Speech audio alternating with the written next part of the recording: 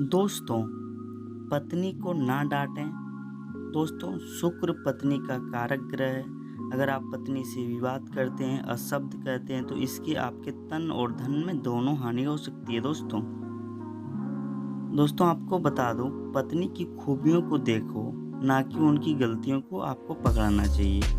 दोस्तों, एक बार की बात है, एक पार्क में एक पति और पत्नी गुस्सा होकर बैठे थे।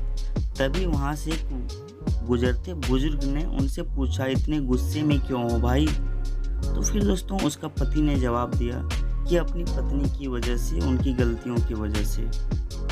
फिर बुजुर्ग मुस्कुराते हुए बोले, क्या तुम बता सकते हो तुम्हारा धोबी कौन है? पति बोला, क्या मतलब? बुजुर्ग बोले, तुम्हारे कपड़े कौन धोता है?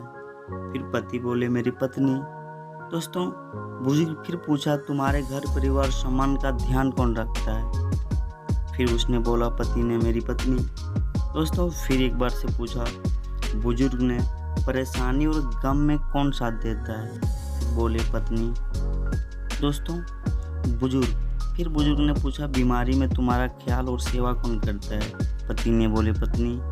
बुजुर्ग ने, अपने माता पिता घर छोड़कर जीवन भर तुम्हारे साथ रहने कौन आया? पति बोला, फिर मेरी पत्नी। बुजुर्ग फिर पूछते हैं, घर आए तुम्हारे मेहमान का ध्यान कौन रखता है? मेरी पत्नी। फिर बुजुर्ग पूछे, तुम्हारी बावर्ची कौन है? फिर बोली, मेरी पत्नी। फिर बुजुर्ग ने पूछा, अच्छा एक बात बताओ, तुम्हारा इतना काम करने के बाद भी क्या वो तुमसे पैसे लेती है? नहीं। पति बोले। फिर बुजुर्ग पूछा, पत्नी की एक कमी तुम्हारे नज़र आ गई, मगर उनकी इतनी सारी खूबियाँ तुम्हें नज़र नहीं आई।